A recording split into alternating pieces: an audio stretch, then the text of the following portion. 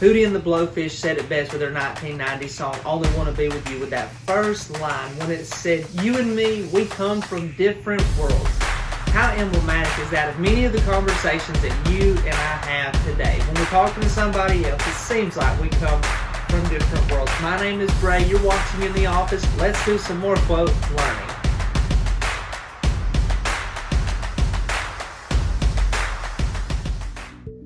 Just to say, I really do love Hootie and the Blowfish, Hold My Hand. Some of their other songs are just on a rainy day with the windows up, driving a little under the speed limit on a nice long road. How does it get any better than that? So I love Hootie and the Blowfish. Just as a general rule, you play something of theirs or I hear it when I'm eating out, I'm probably going to be singing along in my head, maybe even out loud. Bless your heart if you're there to have to hear that. Today for episode number 45 though, I want us to just kind of get an idea of why it is that much of the time when we're talking with people that we feel like we're so far apart. Well, the answer is we are. We are far apart. And some people sit around, they lament that till the cows come home. I can't believe that there's such a divide. I can't believe that we're so far apart. I do believe that people can be persuaded, but they have to be persuaded with a good argument. Even sometimes a good argument's not enough. If you've noticed that even the more analytical movements of our day, they like to use emotional stories. And it's because stories and emotion can help build up your argument. I do it even in some of my teaching. I use stories to help illustrate to you the point that I'm trying to make, because it comes back and it puts more color onto that idea. Now, when we're trying to have a conversation with somebody and we clearly see that we're going to be worlds apart, I think it's helpful for us to listen to buzzwords to try to find out maybe what perspective or which persuasion they come from. Listening for those words, hearing them, and being able to adequately put them in some sort of a category, not because you're trying to label or be mean to them, but we've covered before that labeling is not all bad. You're trying to understand where they're coming from. And a person that is stable will appreciate the fact that you're trying to give them the respect and the diligence of knowing where they're coming from. And maybe you know the person well enough that you can just come out and say, hey, where are you coming from? What are your bedrock principles? People do this to me all the time, because when you talk to me, you understand that my brain is functioning. My accent sometimes may make you wonder, but my brain is functioning, and people pick that up. And quickly they ask me, well, what are you? One of the best answers that someone kind of filled in for themselves, which is what I'm encouraging you to do, is they said, so are you like Bible-based? I said, yep, that's me. I'm Bible-based. All of my concepts, all of my ideas, all of them get flushed through the Bible. So yes, I'm Bible-based. Now you've been able to adequately put me in a right category to understand where I'm coming from. Many people, when they talk to me, for a guy who's in his early 30s and you're talking to me, I may not necessarily look like somebody who would be in ministry. You may start to wonder, why has this guy not said any cuss words or told any dirty jokes or demeaned anybody outright? Well, what's different about him? Well, that's the answer. I'm Bible-based, and that's why people can adequately summarize who I am from that. Now, there are so many categories. This life is like painting or really coloring with a box of 64 crayons, as my old Spanish teacher used to say. It's a beautiful place, but it definitely has a lot of nuance. Some people don't fit easily into categories, but they kind of are a hodgepodge, a mix-up of a bunch of things that to try to understand them melts your brain down, because they don't even understand themselves. And that's okay. We need to understand that some people haven't found themselves, so to speak. They're sitting around and they're playing with all the ideas. And I saw a meme the other day that was great. It said, me when I was 21, I know how to live my life. Me at 27, I'm open to suggestions. And that's because some people, they don't understand who it is that they really are yet.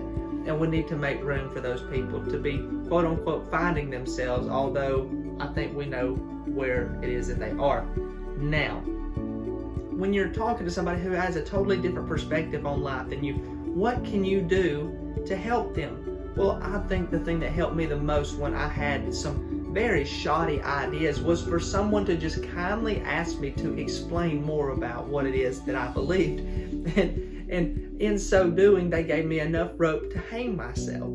If you can ask a good question, just one that gets someone to really open up, then they can, in fact, tell you more sometimes than they wish that they had told you. I had a conversation with somebody not that long ago. It was last year, which is last month, but you get the point. That they were saying that the country it's so exclusionary, and I'm thinking about the Olympics and how we're the only country that looks like the melting pot when we go to the Olympics, but exclusionary, sure.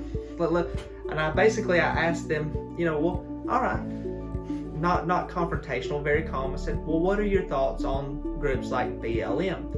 And they said, oh yeah, they get it, but BLM, they get it. I said, okay, noted. All right, now what are your thoughts on like the phrase or the slogan, all lives matter? And then I got, about 6 cuss words thrown at me because I didn't understand anything, and I was trying to instigate and incite this person and trigger them. When the truth was, I was trying to help make them aware of the cognitive dissonance in their very argument, that we're an exclusionary culture, a country, and yet we start to line up with other people that are exclusionary. It's interesting, but it is emblematic of the way that some people operate. Sometimes we need to understand that if someone's not Bible-based, that they may operate in that dog-eat-dog mentality. Well, if you're not going to be exclusionary, then we're going to be exclusionary in a good way. We're going to get that redistributive justice or whatever they call it, and then they're going to try to fight fire with fire or do more of what they call was a bad thing. It's fascinating. It's a great thought experiment to watch somebody to do that. However, it's a different world. It's a different world, and it's not a world that I want to operate on. Consistency helps me. Right thinking helps me. It helps most people. But to do that, we've got to find ourselves. We have to find out who we are and whose we are. One of my favorite Bible verses, 1 Corinthians 3:19, says this: "For the wisdom of the world is foolishness in God's sight, as it is written, He catches the wise in their craftiness."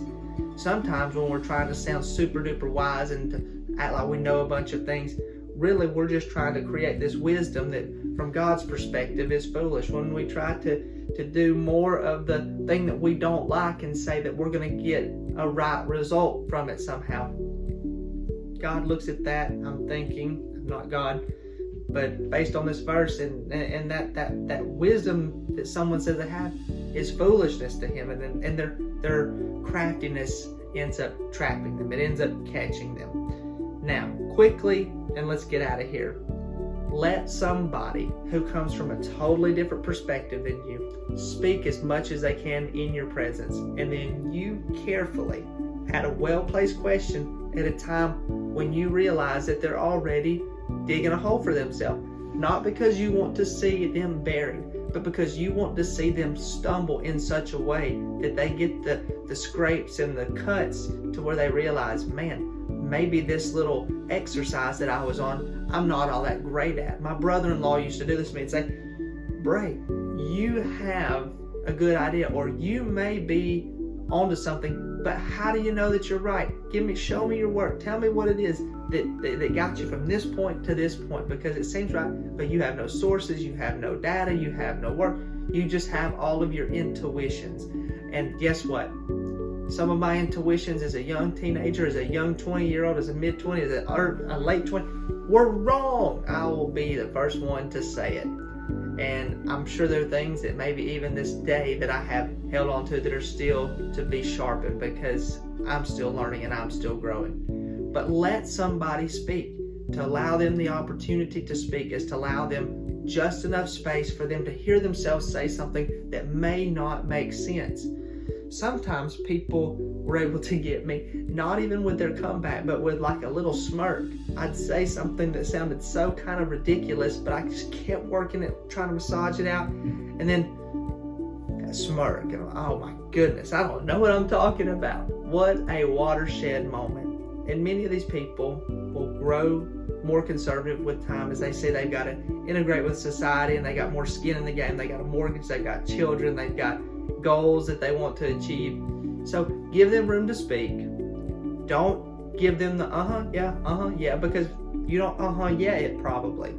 But say interesting or can you give me some more of that? Tell me more.